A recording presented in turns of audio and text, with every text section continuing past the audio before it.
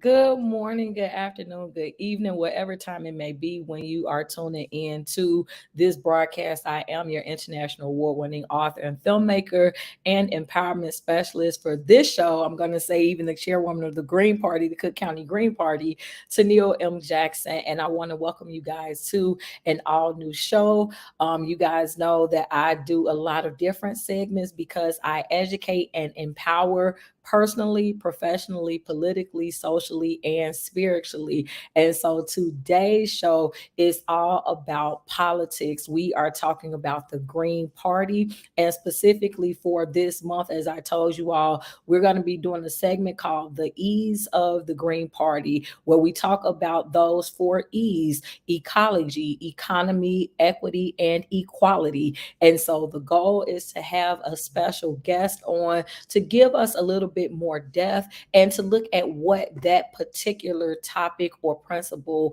actually looks like in practical application, right? Because what I have found is that many people who do not know about the Green Party, it's really just because we live in a world, a country where that duopoly of Democrats and Republicans exist. And so, what I'm on a mission to do is to educate and empower about what the Green Party is, so that many of you who may not have ever heard of the Green Party, you can know what it is that we stand for, which is one of the reasons why the show is called It's Not Politics, It's Principles.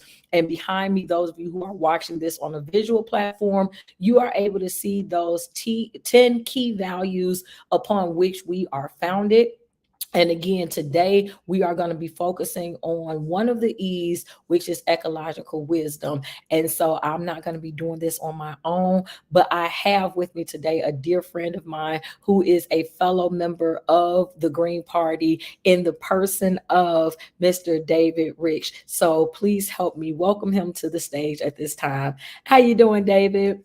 Hi, how are you, Tennille? Good to see you. You as well. Thank you so much for agreeing to do this. Oh, Um, absolutely. you are Mr. Ecology and Mr. Morality, so I'm honored to have you on the show. Thank But you. for those who may not be familiar with who you are, why don't you give them a little bit of background so that if they were to ask, who is David? If someone asked you, who is David Rich? How would you answer that question? It would take me a while, but just trying to figure that one out myself. No, yeah, my name is David Rich, and I am the host of the Illinois Green Party series, as she's prompted on the bottom of the screen here. Been doing that for over 2.5 years now, and I've had Tennille on many times. Actually, I was kind of kicked off my video stardom, if you will, being on her show about the 10 key values of the Green Party. So thank you. If I ever make it famous, I'll give you an honorary mention. Yeah, no, and I've been in the Green Party for about this, no, close to three, no, I think it's 3 years now. Yeah, November. I was a member of the Libertarian Party for a little less than a year. And as much as I do love individual freedom, and I do, and I will always fight for it, I just felt like the party was lacking in other ways, especially when it came to the environment. So I said, I can't stay here. That's way too important. So I looked around and I'm like, oh yeah, the Green Party. I remember them, and looked them up, and like, the key values behind you. I was just like, check, check, check. Like I agreed with all of them. So I'm like, oh, here's my home. So I joined, and I've had a great time ever since. Very meaningful, very purposeful. I've learned a lot, met some wonderful people such as yourself, and I'm having a great time. Trying to fight the good fight. And like you said, it's not politics; it's principles. And that's one of the things I love about the Green Party. I think we might be the only actual political party that has values Principal. stated. Yeah. Yeah. So that's a brief summary. Well, I absolutely love it. And you know that you are definitely one of my favorite greens. I think that it is important to note our principles, right? Because so overall, we're going to talk about one of what I believe is probably one of your favorite principles, which is ecological wisdom. But before we get there, like just kind of taking a moment to highlight, because I want to say a few weeks ago, I posed a question to my wall asking people what they knew about the Green Party. Or I think the question says something like, if you were asked what the Green, if you were asked what is a Green Party or what does a Green Party stand for, something to that effect, what would you say? And many people responded that they didn't know much about the Green Party, that they hadn't heard about the Green Party. And so, like, for you, you'd already heard about the Green Party, you'd already known about them. How, like, what was the difference in your world where you were already aware about what the Green Party was? Well, I remember Ralph Nader running for president as a Green Party candidate, and that was I believe that was the first time I had heard of the party. I can't remember. I can't remember anything before that, but and I was like just sort of like subtly intrigued at the time. I liked Ralph Nader and I liked what he stood for. And then just over time, I just kind of looked into it more. Especially culminated. My research into it culminated when I was leaving the Libertarian Party. I Okay. remember like I had that like real. I'm like, oh, that's right, the Green Party. That I should be looking at them. When I was looking for, I was not Right. about to go Democrat or Republican. That's not going to happen. So, the Constitutionalist Party is, I don't know what they stand for, but so yeah, no, that's how I came across it. And like, why do you think it is that and again, we know that a lot of these are just, suppositions because we don't actually know the answers for them. But why is it that you think, because we both have agreed that the Green Party is probably one of the very few political parties who actually have core principles that they lead with. So why Right. is it that you think that we're not more known? Why is it that it is more of a focus on the Democratic and the Republican parties? Well, I think the main reason is because of the difficulty of ballot access. When I discuss Green Party principles or like kind of what we're into, to just my friends or whomever, I haven't met anybody who disagrees with it, who says, "Oh, that's ridiculous." It's always just so like the only thing that they claim against it is that it's a third party, so there's no chance of you winning. So that nonsense, and we can talk about that later. But um, uh, the ballot access, like each state has such rigid and strict rules concerning ballot access, and it's all been done by Democratic and Republican legislators. For example, these numbers might not be precisely right, but they're real close, or at least they exemplify the point. In Tennessee, if you one of the Democrat or Republican candidates runs for like a congressional office, they would need something like 1,000 votes. Maybe it's 3,000, something like that. It's not very high, especially for a congressional district. That's not hard to get. Um, a third party candidate, whether it be Green Party or Libertarian or otherwise, would need like 30,000. So it's like impossible. It's almost impossible for us to get on the ballot, so nobody can see us right where it counts. On in front of your face on the ballot. Oh, Green Party, who's that?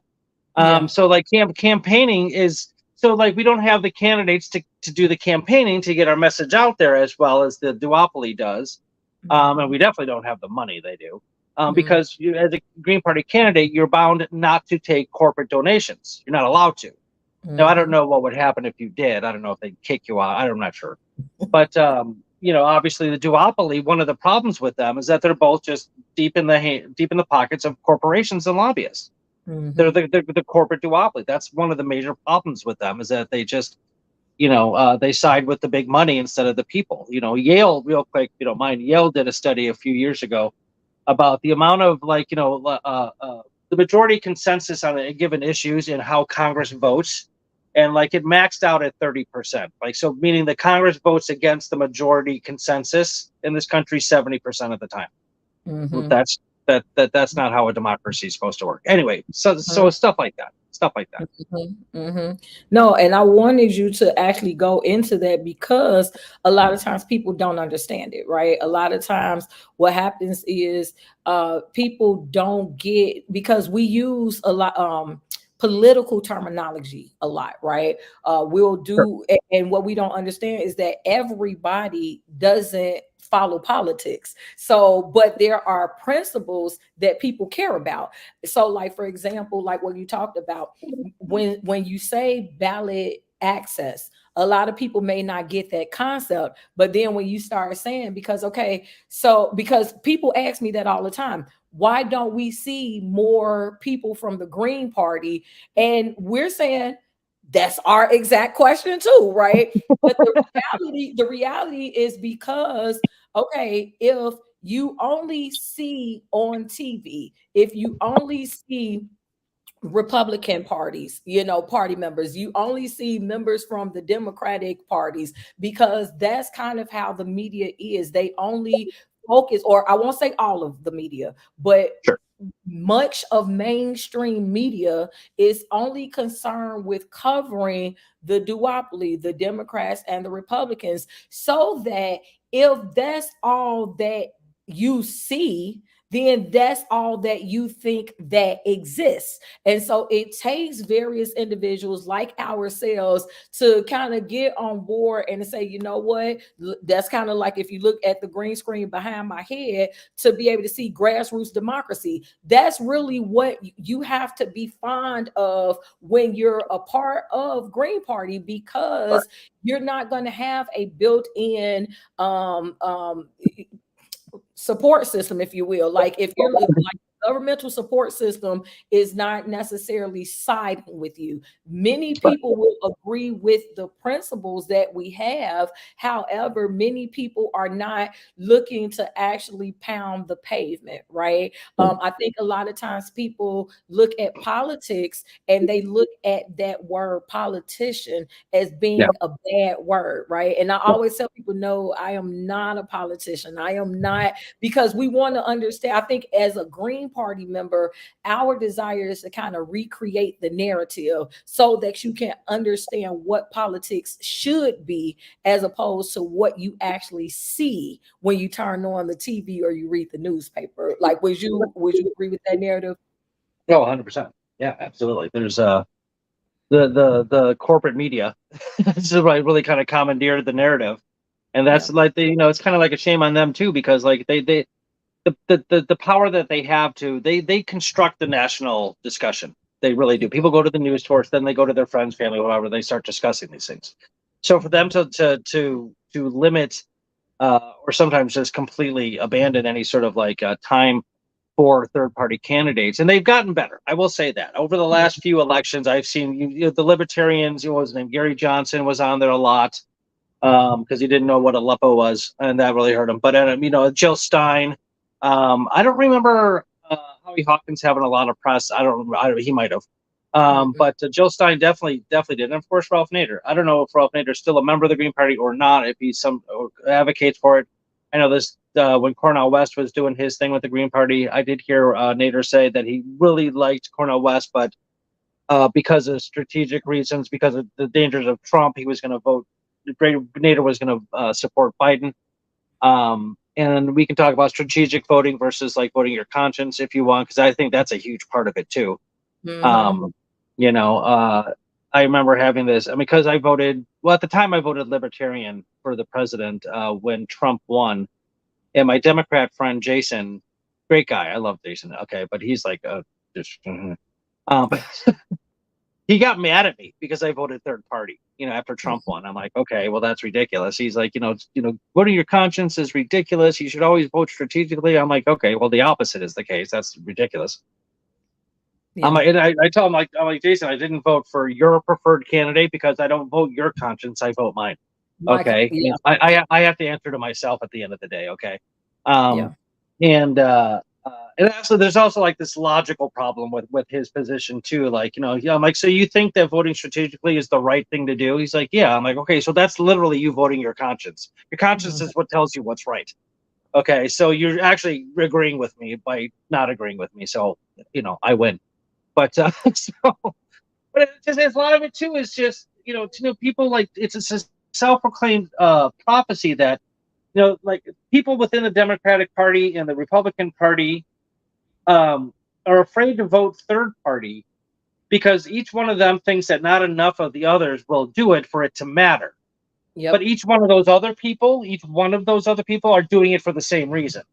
So Mhm. just stop Mhm. thinking that for one election, vote Mhm. third party, vote your conscience, and you'll see changes happen. It will happen that way. Okay. I mean, there's a tally out there. It's close to 50% of adult of the voting population does not identify in principle with either the Democrats or the Republicans, but they don't see a third option, even though there are third options. Yep. Yep, absolutely. And I think that is so crucial as well. So let me just say this. If you are just now tuning in, it's not politics, it's principles. And my guest today is David Rych, who is a Green Party member. This entire month, we are going to be in a series called The E's of the Green Party, where we're going to discuss 4 of our 10 key values in ecological wisdom. So ecology, economy, equity, and equality. David is here to discuss ecological wisdom, and we're going to get into that in a bit. But I want to just bring another perspective to it, because last week when I debuted this show, I kind of discussed the Green Party at large and why it is that I became a fan of the Green Party, why it is that I chose to join the Green Party. And it's not about that I'm this protester, that I'm marching, that I'm doing this or that, but it's because of their core values. Like you just said, many times when people vote, they vote their conscience. If you are not aligned with specifically, the Democrats or the Republicans, most people will tell you, and many people did respond to the post that I referenced to say, hey, I'm not necessarily aligned with a particular party. I'm aligned with whoever believes what it is that I believe. And my belief is that if people educated themselves more on what the Green Party is and what we offer, more people would find out that they are actually Green Party at heart, because that's what we do. We vote our conscience. So when you talk about, again, nonviolence, most people believe in nonviolence. Most people believe in social justice, equal opportunity. Most people believe in future focus and sustainability. Like at any given point, I typically can just name off the 10 values, because it's not something I had to memorize. It's something that I live. And most It's people, intuitive. Yeah. you see what I'm saying? And so Yeah. it's not hard. And so for me, I want to I do this show because I want for more people to understand beyond the actual quote unquote politicking, right? So beyond when you're running for office, you have to live your life every day. There are politics everywhere you go. You got church politics, work politics, community politics. So we have to really understand the root of what we're talking about when we say politics. So if someone asked you, what is your personal definition of politics? How would you define it? Well, I mean, I would defer to the man Aristotle, who actually defined it, in Greek was politik, and it meant policy. That's all it meant. And so, a politician is somebody who makes policy for a community, a group of people. That's what it is. In the most, gentle of definitions. Nowadays it's ugly because there's just so much corruption and just ridiculousness involved. That's why it's gotten such a bad rap. Yeah. You can't really have any sort of group, including a family. If you just want to break it down to like a familial structure, the parents make the policies for the family. Okay. That's Yeah. politics in a very real sense. It's not formal politics in the way we think of it, but it is. We're going to do this today. We're going to do that today. You're going to be in bed by this time. You're going to eat this food. That's all policy making for a group of people. And rightly so. Okay. So, I mean, communities need certain types of leadership. Now, the leadership should come from the base. Always, it should always be bottom up authority and not top down. Admittedly, and there's something to be said about like kind of scale and that sort of like efficiency of leadership. A lot of people have issues with like at the federal level. So you got 100 senators, 435 Congress people. So that's 535 plus the president, 537 people like commandeering the policies for 320 million. I don't know if that works out very well. So Yeah. that's one of the things I like about the Green Party is its emphasis on like, community economics or local economics and that kind of thing. Local is so important. That's where you get the bottom up is starting local. Tip O'Neill, the Speaker of the House in the 80s, said all politics is local. And I think we're losing sight of that. I think that's a very important thing to remember, that your local politics, your mayors, your village board people, the county board, the board of education. Oh my God, the board of education. These are very, very important people. And these decisions they make affect your day-to-day life. Federal government doesn't really do that because that's just not their target is, what your town is doing. So it's very important to do that. And I think that's a big benefit advantage for Green Party candidates is to get in on the local levels, such as yourself with the, I can never remember the acronym, but the MW. MWRD. But I was going to say that. I actually was going to get it right. MWRD. um, but like that sort of thing, start in your local area and then build out, shooting for, presidents and congressmen. I mean, you can do that too. I'm not saying we shouldn't do that. I'm just saying that I think the real thrust of it should be at the local level, 100%. Absolutely. And I think so one of the reasons why I really wanted to get you on, David, is because I feel that you do such a brilliant job at explaining things on a level that everybody can understand. You have so many people, and now I'm not talking about politics. This is just a generic statement. So many people really feel so much better when they talk in legalese, when they're using jargon, when they're saying all of these things, because it makes them seem like they're so much bigger, better, or important. And for me, what I have come to find is that if you really want people to get on board with you, you have to find a way to reach them. You got to be able to speak in a language that they understand. And so for me, again, I typically will come to you if I have questions, which one of which is what we're going to really kind of shift to and talk about today. Because again, I was not born and raised in a political family, like a governmental politics situation. Like I didn't know all of the different ins and outs. And, I might could tell you who our mayor was, who our governor was, the president.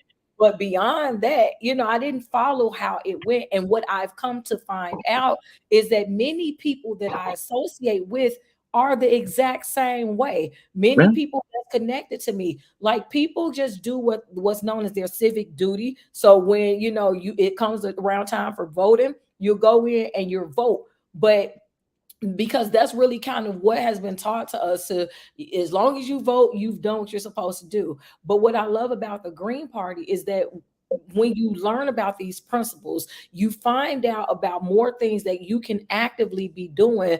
It's not always just about being a policymaker. It's not always about protesting, but there are still some important things that you can be doing for your community to make a difference. And so, before we move forward, if anyone has any questions for myself or David, please feel free to ask the comments in the comment section and we will address them. But do make sure, if you have not already done so, to say hello so we know that you're watching. Also, be sure to like and share the video for those of you who are watching this on a visual platform so that other people can see it, and tag somebody that you know that might be interested or that needs to know about what it is that we're talking about. And so today, the heart of the conversation is really about ecology. That's going to be the first E that we kind of break down of the Green Party. So first of all, so we have three questions. What is ecology? Why is ecology important to you? And then what does ecological wisdom look like when we are practically applying it? So from you, Mr. Certified Horticulturalist, how would you define ecology? Okay, so ecology is an ology, so it's a study of, like, biology, zoology, stuff like that. So it's a study of ecosystems, in the most broad sense of the word. So, yeah, and then there was ecology, ecosystems, and what else? Ecological wisdom. Okay, ecological wisdom is really just that. It's wisdom about ecosystems and how they go. What is wisdom? Wisdom is like a deeper understanding of the truths of things, I guess, in a very generic sense. It's not merely just thinking superficially, but it's really kind of getting in there with your mind and your analytical thoughts and intuitions and even spiritual dispositions to understand the deeper aspects of what's happening in the world. And I always thought that, like I've said this to people before, and maybe I'm coming across as kind of hippy dippy, but I always thought that the Green Party was kind of based, not formally, but in my estimation, you based on like a love for nature and for people. Like, that says we want what's best for everything. And I think that we live in a society or in a world right now where, like, profit is definitely more important than people always. Yeah. And it's just absolutely devastating the planet. I mean, some people even call it a war on nature because it's just destroying the crap out of it, and issues with climate change and things like that are on the rise, literally, and it's happening more and more and more. So the ecological wisdom is I would say that concerning this, it is the understanding that everything has value. Um, that it's literally impossible to exist and not have value. So as much as human beings have value on the planet, so does like the smallest microbe. And they all function in a certain way. The interconnectedness of nature is extremely important. So if you tap the web over here, the whole way over here is going to shake. That's very important. Like, when a country pollutes their air, well, that air moves over to another country eventually. So it's not like okay for them to do it just because it's their land. No, that doesn't. No, no, no, no. I would define ecological wisdom that way, or like the approach to it, like is understanding that you are in an interconnected reality on this earth, and everything has value, including yourself, especially Mhm. yourself. I don't know about especially, but including yourself. Yeah, no, and you use that word, and one of the things, the way I would describe it is being interdependent, right? So it's not just like I matter more than Right. you, we equally matter. Like in order for my value to really, come through is based upon you. And when we say that, like you say, it is people and nature all together. And Right. so, like the next question, you've already began answering it. Like I said, why does ecology matter to you? But what I probably should have said is, why should ecology matter? Like, why should us knowing about ecosystems and things like that? Why is that something that is of value? Well, because nature is just like darn near infinite set. It's not actually infinite, but it's a lot of sets of just specific ecosystems working interconnectedly with one another. There's the butterfly effect. I don't know if you ever heard of that, which came from like the scientific theory of chaos theory, it's called, which basically, like if a butterfly flaps its wings, like here in Illinois, you can like the cause and effect that goes out from that, like that ripples out, could actually like begin like a thunderstorm over in Africa. Like that's how interconnected. Now that's theoretical. There's no way of like experimenting on that, but it makes a lot of sense that everything is interconnected. Nature abhors a vacuum, as some philosophers would say. There's no gap between any two or more things. It's all together. So Mhm. that's extremely important. And I want to say too, like for people, like I'm not like opposed to this notion of self-interest, because I think that you are important too. But I think that if you even start from self-interest, you'll get to the same sort of moral or the same sort of conclusions of like how you should act in this world because it's in your interest to do so. Destroying the planet is not a good idea for anybody. Okay, so I mean, it really comes down to Nobody. that. So you know, so I'm like saying, like, if you want to take like kind of that libertarian vantage point, that starting point, which I mean, I'm interested in taking care of myself, of course. You know, you know, um, you can still get to the same conclusion. So I don't want to like, I just don't want people to think that like it's all this like self-sacrifice and altruism and stuff like that. I mean, no, it's important for your life as well, and your children and your family and your friends, that we Mhm. do these things, that we treat nature as interconnected, and that life is important. Absolutely. And that kind of interweaves itself into the whole notion of personal and global responsibility and future focus and sustainability, right? So, like at the end of the day, because, so say for the person who is like into themselves, because I care about me, I want to make sure that this planet lasts as long as it can because I'm going to have children or grandchildren, and I would like for them to be able to benefit from being here, not feeling like, oh my God, well, what are we going to do if it's a food desert? How are we going to get, food? How is this or that? Like if pollution and climate change and all of the things that you were just talking about, if that is what is the prominent thing that we're concerned about, then that means that we only have but so much time left before the earth ends up destroying itself. And so, why would I want that? So, again, the whole concept is, even if people don't think that they are pro Green Party, you actually are, Right. because whole thing is you want what's best. So even if you don't necessarily see yourself or you would not term yourself an environmentalist, right? So maybe you are not the person who does the recycling. Maybe you're not the person who's going to volunteer for various things. But the whole concept, one of the main concepts we want to get understood is that you should care because it's beneficial for you, and so I love how Hugely. go ahead. No, I said hugely it's beneficial for you. I mean, like, I don't know anybody who's like, okay with pollution, like that, like climate change aside. Like, I don't know, like, yeah, let's pollute. That's great. I don't know anybody who thinks that. So like just, tending to your own property and like making sure it's clean and you're not, dumping, gas and oil like all over the place or whatever it is. Using synthetic chemical fertilizers and pesticides all over your garden or too much. You need to participate in the better way to do that. And especially nowadays, you don't have as many excuses nowadays because of the internet. I mean, I could just Google anything I want and I can find out the answer. It's awesome, Mhm, which is really, really cool. mhm. So you don't have the excuse of not knowing because you can just, ask Google anything and it'll tell you.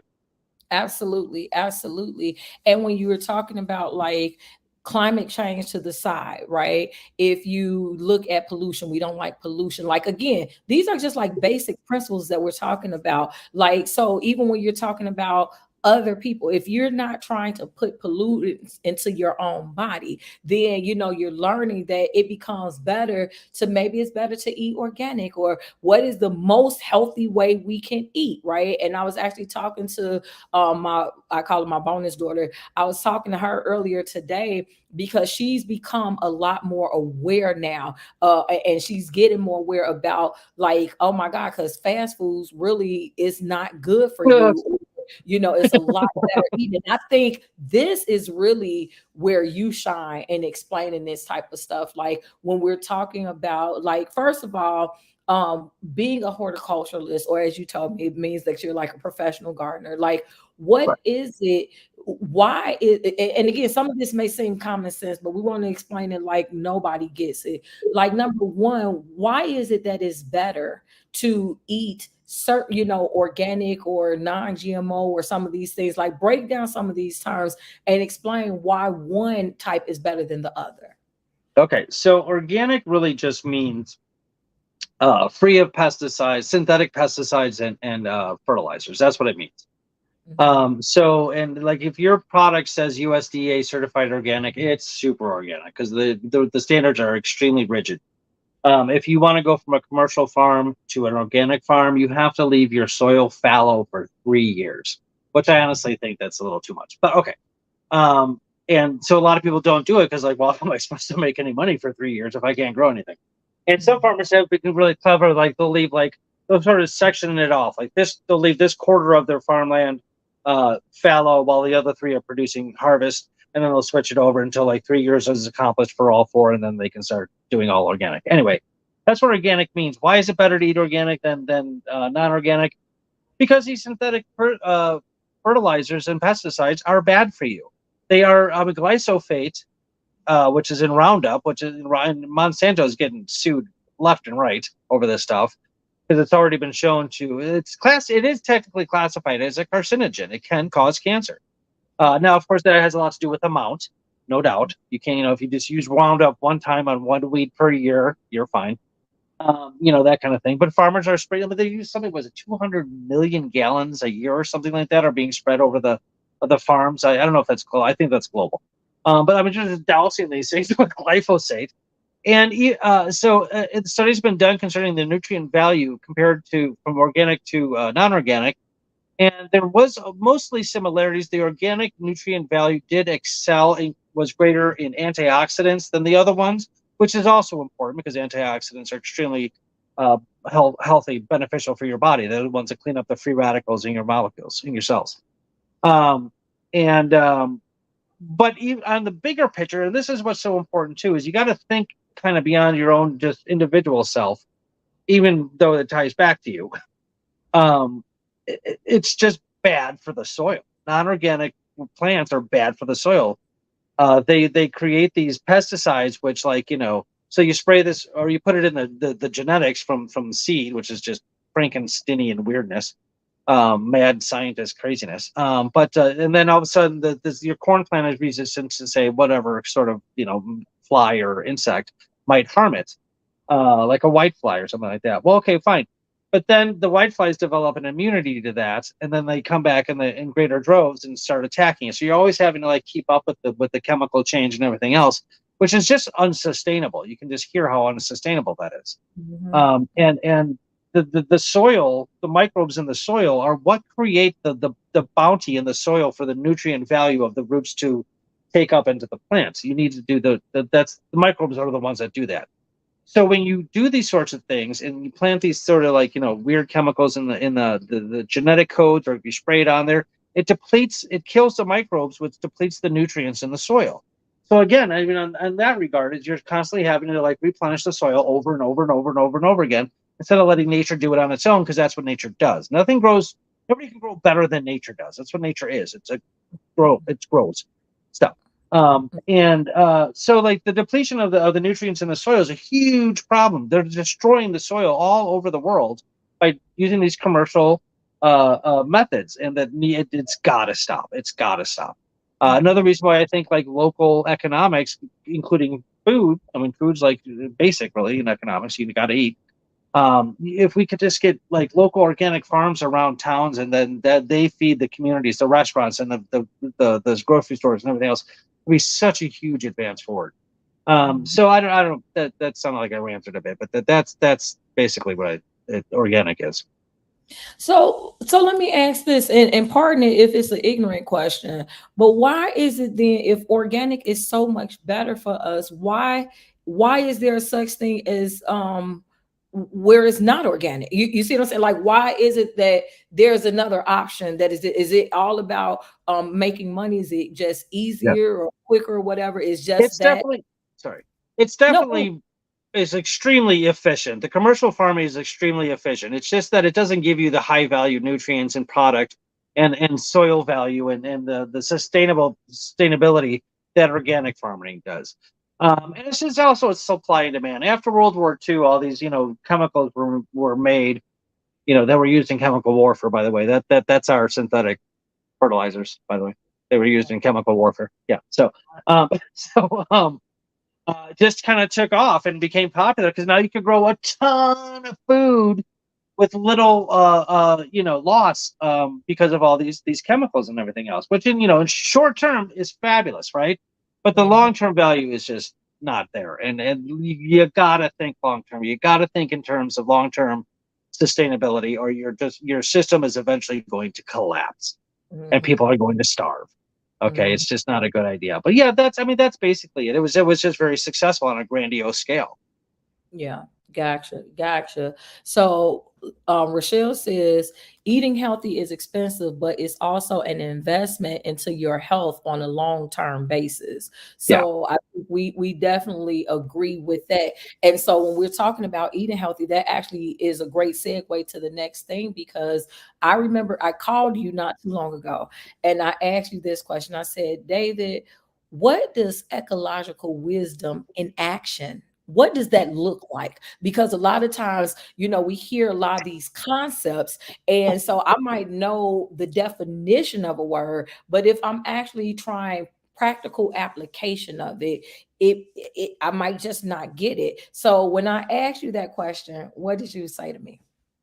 First, I would say vote Green Party. That's your first step, because we're the ones who are going to bring it all about on the political level. Mhm. And again, that's the level where the policies are made, so it's very important.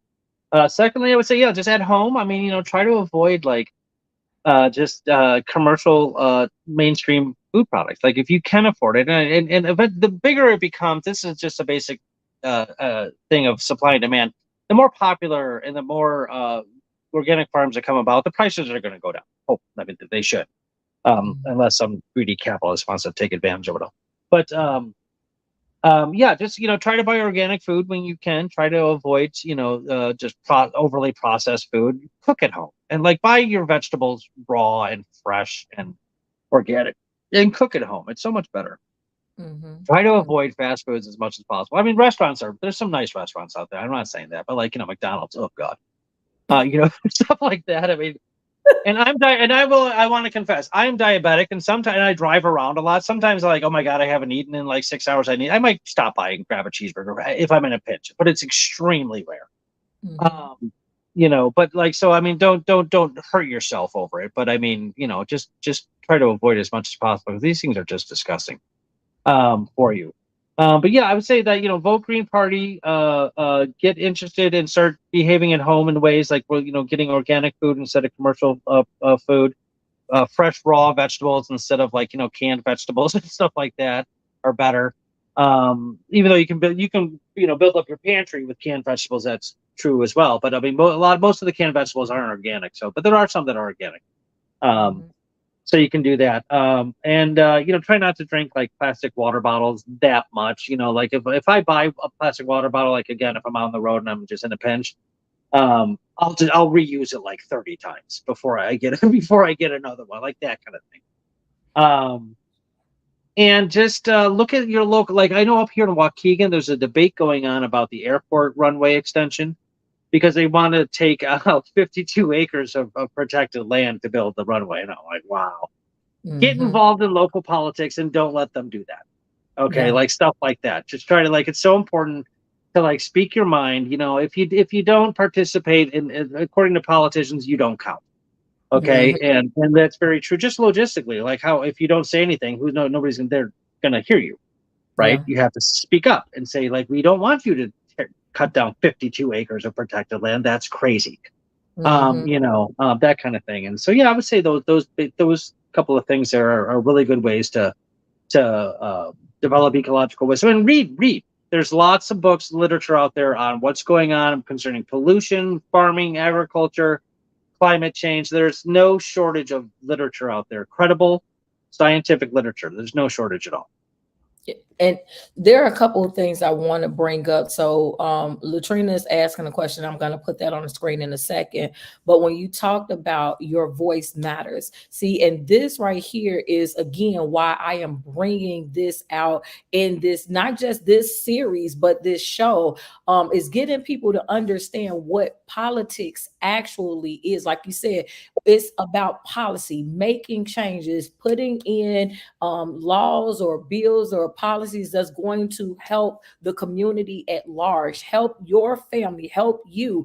And a lot of times people don't understand that when you ask people about getting involved, a lot of people don't want to get involved because they automatically think that getting involved means that they are going to Springfield, that they're going to be but there are so many other ways that you can get involved. And the second thing, when you say like if you don't speak up, you don't really count, right? And I remember I used to work for the census. I did it in 2010, 2020. What was it? 2010. Yeah, 2010 and 2020. So you would be, well, you may not be surprised, but people would be surprised how many times when we're coming around, we're not coming around to try to out anybody if you're living somewhere you're not supposed to live. Like literally, the census is just about getting a count of how many people are live within a specific area so that the government knows how to pool its resources. But because people are trying to avoid being counted, then now instead of there being an accurate count to say, hey, it's 1,000 people that live in this area. Okay, well, no, it's only 600. So now it's going to like be is misrepresentative. So now you're not getting the amount of resources that you need for 1,000 people. You're only getting the amount of resources that you need for 600 people, and then it makes it look like, oh well, we're this particular area is being discriminated against. So it becomes this ridiculous catch 22. Like which came first, the chicken or the egg type of situation. And The so egg.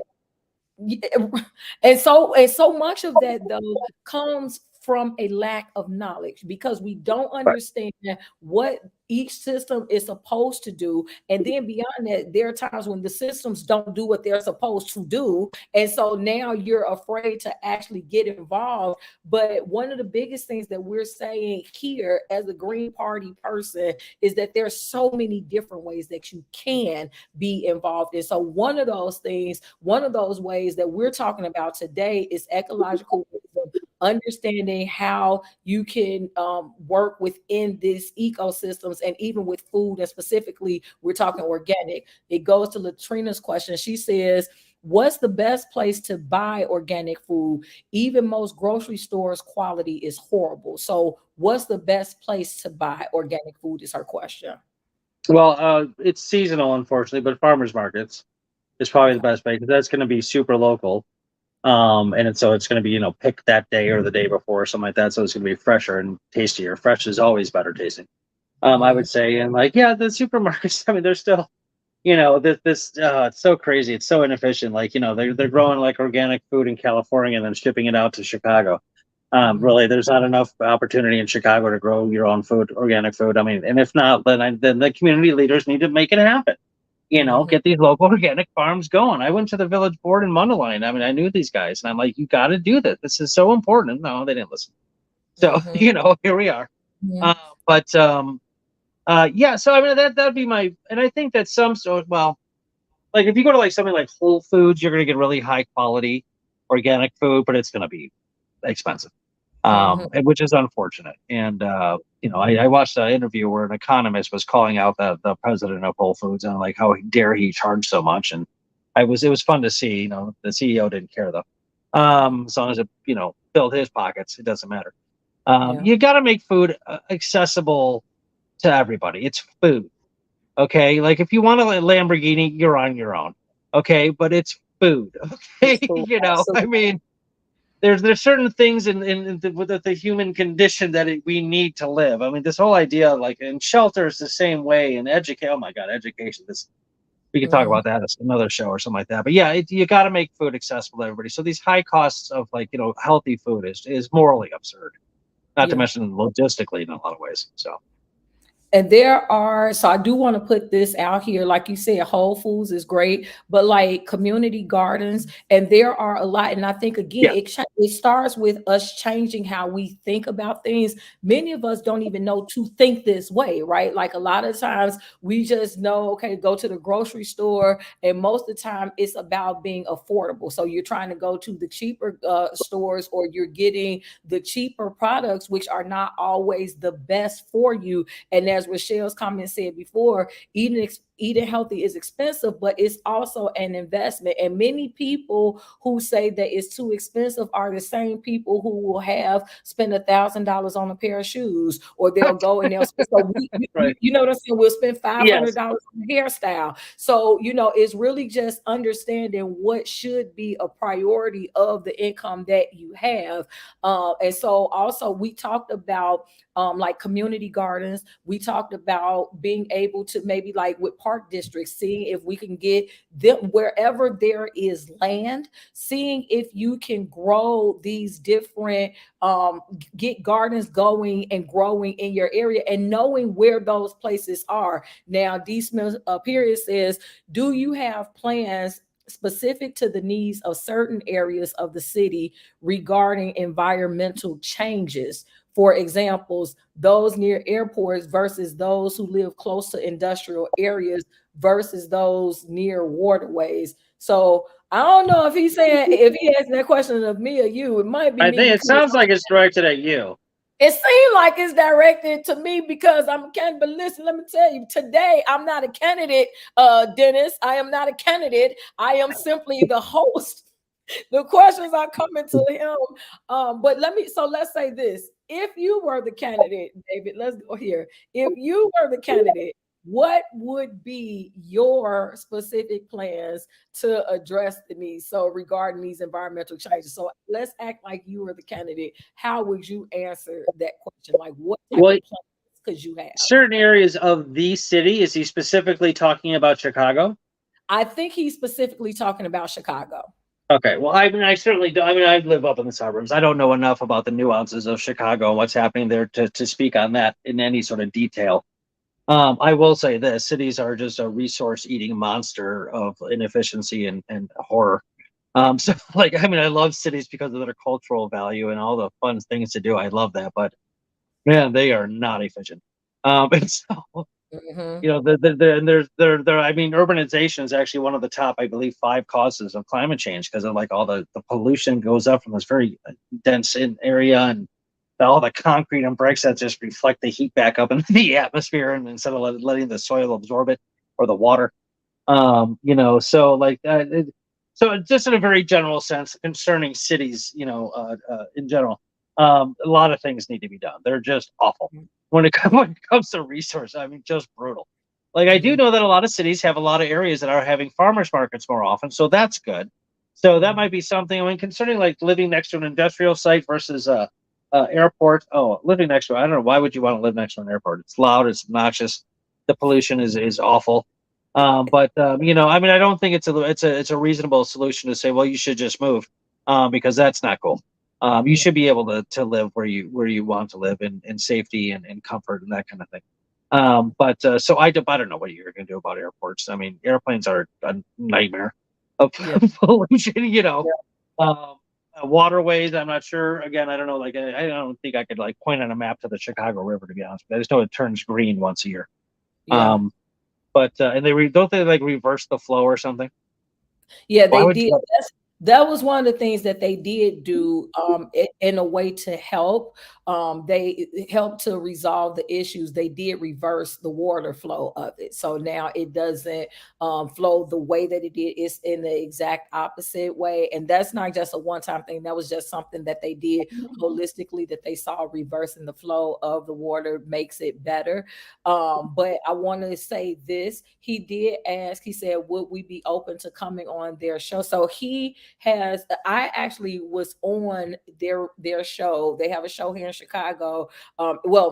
Their headquarters are in Chicago, but it goes everywhere. And he has a co-host, and I was on their show last year when I was running for office. And so he was saying, will we be open to coming on their show to help spread awareness of the Illinois Green Party in ways people can get in tune? Absolutely, that's an absolute yes for me. You can just let me know when. And David is saying yes as well. The name of the show Yeah, is Shop Talk 7. So he's not going to drive from where he is, but you can get him on. We can get him queued up virtually, but I have yes, no problems coming on again, because here's the thing. This is something, what it is that it means to be green. It needs to be something that's talked about all the time. And that is one of the things that my desire, being the chairwoman of the Cook County Green Party, that's my desire, is to make talking about Green Party stuff, if you will, Green Party living, make that something that's happening all the time, and not just when it's an election year, because we are working from a deficit in the fact that most people don't know about what it means to be green. Well, first of all, most people don't even, they've never even heard of the Green Party. And then from that, so first we have to get people to let the Green Party also be a part of your conversation, and obviously I'm going to be a little biased in saying, hey, the Green Party is a good party, but it's not the only independent party. So I want to be fair right. in that. There are multiple parties, that's not just the Democrats and the Republicans. And so, as David and I have been saying, do your due diligence to figure out what are the values of these respective independent parties. But we need, as a people, we have so many residents just in Cook County, right? Like, and people are not voting. People are not even aware of circumstances, situations. And so for me, it's really about creating a platform to educate and empower. So whether you say you connect with me and say, hey, Tennille, I want to join the Cook County Green Party or not, I would love for you to be able to say, hey, because of your show, now I'm going to eat better. Now I'm going to start this local garden. Now, how about this? I'm going to Google farmers markets. So to Latrina, who asked the question about the best place to buy organic food, go to farmers markets. And as David said, some of them may be, seasonal, so you may not be able to find them year round. But when it's in season, then instead of going to a grocery store, buy it from a farmer's market because it's coming straight from the ground. So it's a lot healthier for you. And another thing that you said that was really great was eating at home is a lot better. Being able to prepare your food from home is going to be a lot better for you. Well, most times, ideally. Ideally it's going to be better for you than going to fast food restaurants. And so in either case, David, I cannot believe that we have already come to the end of an hour, right? Isn't that um, crazy? it absolutely is. I knew the time with you because we always have a great time talking. So I knew that Absolutely. it would stop by. I definitely want to thank you so much because I believe that everybody who tuned in today gained a greater understanding of number one, what it means to be green, but specifically with ecological wisdom, what it is, how it is that we fit into this ecosystem, what it is that we can do to benefit. So for those people who may have a big self-interest, right? Like how you can be better for yourself, how you can eat healthier, and in so doing, those who are looking to lose weight, that'll help you. Like all of these things are cause and effect. And so I want to yield the floor and allow you to let people know like how it is that they can connect with you if you have any upcoming things going on, because again, you are the host of the Illinois Green Party series, so you can talk about that, how they can connect with you, and then just any final remarks that you'd like to leave today. The floor is now yours. Okay, thanks. Yeah, I mean, on Mondays, 7 to 8 p.m. Central Time, I do the Illinois Green Party series. If I don't have a current guest, I'll play a rerun. I got over 2 years of reruns to do. Um, so you always have something to watch on Mondays, and just a very interesting show because people such as yourself come on, and like I've had world-renowned scientists on there, and I even had Spike Cohen, who is the most current VP nominee for or a candidate for the Libertarian Party on the show. We were just talking about third-party politics and how the obstacles thereof. And that was a great show. Just a lot of very interesting people come on the show. It's a very, very interesting show, and we try to have fun too. So I would, that's, you want to, see me do that. I'm also about to start a new show called Let's Talk Lake County. I'm trying to get Lake County news on into this sort of a platform, because this is where everybody's going nowadays, and very few people read the newspaper anymore. And I literally looked at the Daily Herald, which is Lake County news, and 98% of the articles were on things about outside of Lake County. I'm like, okay, well that's useless. So I'm trying to do that. So that's up and coming. You can see me there.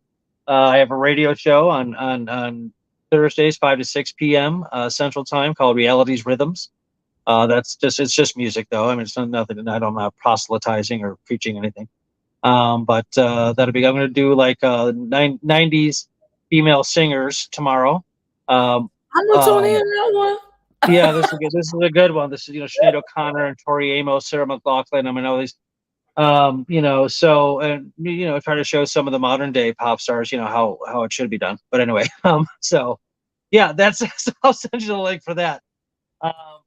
Yeah, so I mean, there's a multitude of ways. Plus, I'm on Facebook. David Rych, RYCH. Want to contact me there, we can chat about things. I'm posting all sorts of antagonizing things on Facebook, and I get certain responses that I enjoy, others that I don't. But you can involve yourself in a discussion there. So yeah. And I do want to say one last thing, because I meant to say it earlier and I skipped, I forgot. Concerning how you can be more active in as far as buying organic food and stuff like that, it doesn't have to be an all or nothing. That's, I think, a good method. I understand organic food is more expensive than commercial food.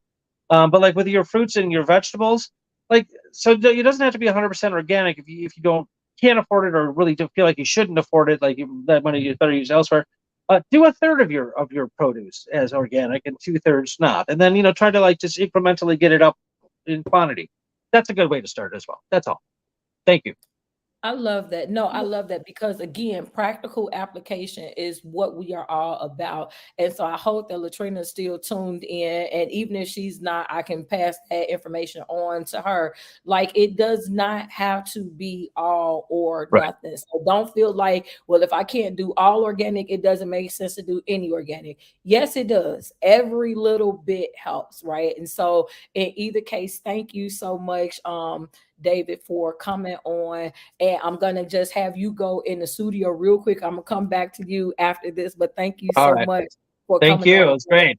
Absolutely, absolutely. So to everybody who tuned in, to D, thank you for tuning in. You're more than welcome from the invite for the invite. He says, I'm at work, but I'm glad I had time to hop on. Definitely want to hip our audience to what the Green Party is all about. And again, just let me know when I am there. I am so grateful to everybody who took the time to tune in again every day. Y'all know my name is Tennille. I educate and empower personally, professionally, politically, socially, and spiritually. And so every day you can catch an all new at 2, and I will be educating and empowering you in some regard, right? So today was the political area. And so we want you guys to understand again, the name of the show is not politics, it's principles. That is the beauty of being aligned with the Green Party, is that even, we want to we want to get your mind to refocus on what politics, true politics, actually is all about, which is about being speaking up, making change, affecting change in a positive way. Like, don't allow all of the negativity that you've seen, the corruption that you've seen, don't allow that to be what you think when you think politics, which again is one of the reasons why I say I'm not a politician. Not that I'm not interested in affecting change, but I do not want, when you think me, to align those thoughts with what you think with the typical politician that you do think of. And again, this me educating and empowering, this isn't because this is an election year. This is what I've been doing forever. And so I'm just doing it in a more specific way as it pertains to the Green Party, because I have been educated on the fact that many people do not know what the Green Party is. Many people do not understand how simple it is to get involved to affect change in your own way. So again, I want to thank my guest, David Rych, for tuning in. And you guys, please feel free to get connected to learn more about who we are as the Green Party, learn more about what it is that we do, and more specifically, feel free to jump in. So thank you all so much for tuning in to the show. And again, I'll be back live tomorrow. We're talking about how I'm going to educate and empower you from a social perspective. You got to tune in. But I will tell y'all this. I am going to be talking about the Keith Lee effect. The Keith Lee effect. If you don't know who Keith Lee is, if you don't know why you should care, then that's the perfect reason for you to tune in. So thank you all so much for tuning in. And until next time, you guys stay inspired.